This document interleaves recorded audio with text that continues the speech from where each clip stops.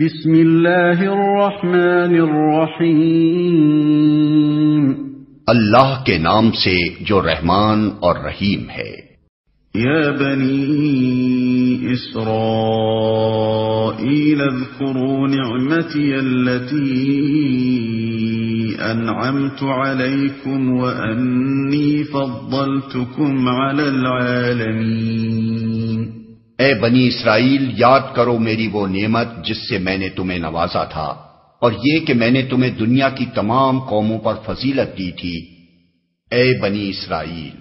یہاں سے ایک دوسرا سلسلہ تقریر شروع ہوتا ہے جسے سمجھنے کے لیے حسب ذیل امور کو اچھی طرح ذہن نشین کر لینا چاہیے۔ ایک، حضرت نوح علیہ السلام کے بعد حضرت ابراہیم علیہ السلام پہلے نبی ہیں جن کو اللہ تعالیٰ نے اسلام کی عالمگیر دعوت پھیلانے کے لیے مقرر کیا تھا۔ انہوں نے پہلے خود عراق سے مصر تک اور شام و فلسطین سے ریگستان عرب کے مختلف گوشوں تک برسوں گشت لگا کر اللہ کی اطاعت و فرما برداری یعنی اسلام کی طرف لوگوں کو دعوت دی۔ پھر اپنے اس مشن کی اشاعت کے لیے مختلف علاقوں میں خلیفہ مقرر کیے، شرق اردن میں اپنے بھتیجے حضرت لوط علیہ السلام کو، شام و فلسطین میں اپنے بیٹے حضرت اسحاق علیہ السلام کو، اور اندرون عرب میں اپنے بڑے بیٹے حضرت اسماعیل علیہ السلام کو مامور کیا۔ پھر اللہ تعالیٰ کے حکم سے مکے میں وہ گھر تعمیر کیا جس کا نام کعبہ ہے، اور اللہ ہی کے حکم سے وہ اس مشن کا مرکز قرار پایا۔ دو،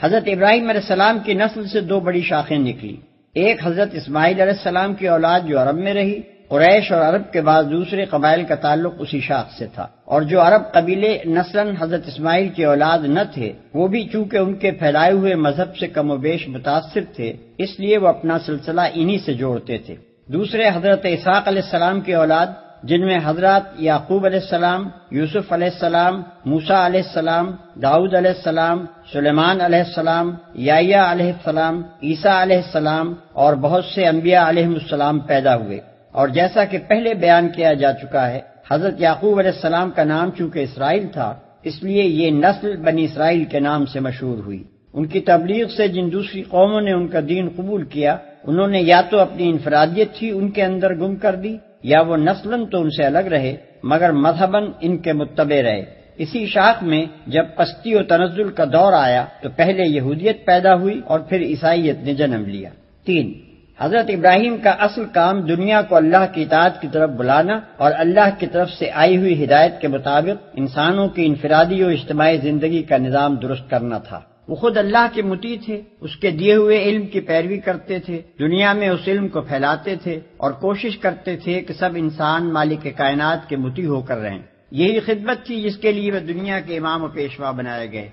ان کے بعد یہ امامت کا منصب ان کی نسل کی اس شاخ کو ملا جو حضرت اسحاق علیہ السلام اور حضرت یعقوب علیہ السلام سے چلی اور بنی اسرائیل کہلائی۔ اسی میں انبیاء پیدا ہوتے رہے، اسی کو راہ راست کا علم دیا گیا، اسی کے سپرد یہ خدمت کی گئی کہ اس راہ راست کی طرف اقوام عالم کی رہنمائی کرے، اور یہی وہ نعمت تھی جسے اللہ تعالیٰ بار بار اس نسل کے لوگوں کو یاد دلا رہا ہے۔ اس شاخ نے حضرت سلیمان علیہ السلام کے زمانے میں بیت المقدس کو اپنا مرکز قرار دیا، اس لیے جب تک یہ شاخ امامت کے منصب پر قائم رہی، بیت المقدس ہی دعوت اللہ کا مرکز اور خدا پرستوں کا قبلہ رہا۔ چار، پچھلے 10 رکوعوں میں اللہ تعالیٰ نے بنی اسرائیل کو خطاب کر کے ان کی تاریخی فرد قرارداد جرم اور ان کی وہ موجودہ حالت جو نزول قرآن کے وقت تھی بے کموکاست پیش کر دی ہے، اور ان کو بتا دیا ہے کہ تم ہماری اس نعمت کی انتہائی ناقدری کر چکے ہو جو ہم نے تمہیں دی تھی۔ تم نے صرف یہی نہیں کیا کہ منصب امامت کا حق ادا کرنا چھوڑ دیا، بلکہ خود بھی حق اور راستی سے پھر گئے، اور اب ایک نہایت قلیل عنصر صالح کے سوا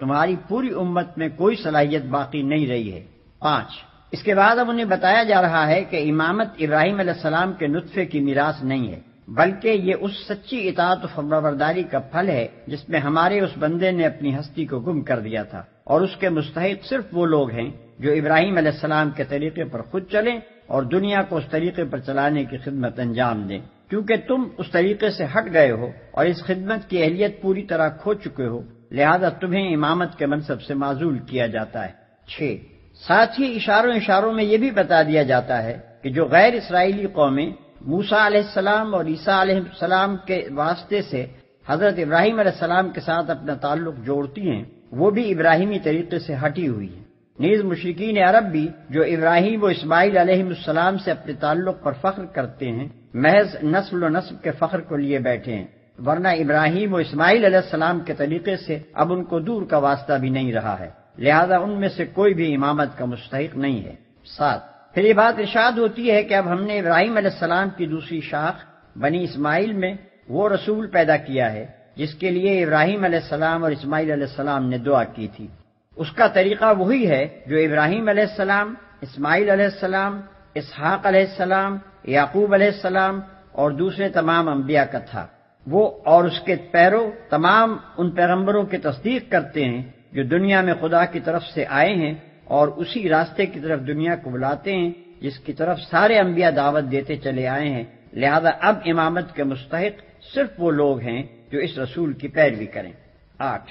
تبدیل امامت کا اعلان ہونے کے ساتھ ہی قدرتی طور پر تحویل قبلہ کا اعلان ہونا بھی ضروری تھا۔ جب تک بنی اسرائیل کی امامت کا دور تھا، بیت المقدس مرکز دعوت رہا اور وہی قبلہ اہل حق بھی رہا۔ خود نبی عربی صلی اللہ علیہ وسلم اور آپ کے پیرو بھی اس وقت تک بیت المقدس ہی کو قبلہ بنائے رہے، مگر جب بنی اسرائیل اس منصب سے باضابطہ معزول کر دیے گئے تو بیت المقدس کی مرکزیت آپ سے آپ ختم ہو گئی، لہذا اعلان کیا گیا کہ اب وہ مقام دین الہی کا مرکز ہے جہاں سے اس رسول کی دعوت کا ظہور ہوا ہے، اور چونکہ ابتدا میں ابراہیم علیہ السلام کی دعوت کا مرکز بھی یہی مقام تھا، اس لیے اہل کتاب اور مشرکین کسی کے لیے بھی یہ تسلیم کرنے کے سوا چارہ نہیں ہے کہ قبلہ ہونے کا زیادہ حق کعبے ہی کو پہنچتا ہے۔ ہٹ دھرمی کی بات دوسری ہے کہ وہ حق وقت جانتے ہوئے بھی اعتراض کیے چلے جائیں۔ 9 امت محمد صلی اللہ علیہ وسلم کی امامت اور کعبے کی مرکزیت کا اعلان کرنے کے بعد ہی اللہ تعالیٰ نے 19ویں رکوع سے آخر سورہ بقرہ تک مسلسل اس امت کو وہ ہدایات دی ہیں جن پر اسے عمل پیرا ہونا چاہیے۔ واتقوا يوما لا تجزي نفس عن نفس شيئا ولا يقبل منها عدل ولا تنفعها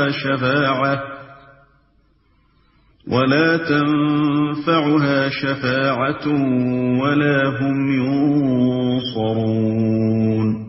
اور ڈرو اس دن سے جب کوئی کسی کے ذرا کام نہ آئے گا، نہ کسی سے فدیہ قبول کیا جائے گا، نہ کوئی سفارش ہی آدمی کو فائدہ دے گی، اور نہ مجرموں کو کہیں سے کوئی مدد پہنچ سکے گی۔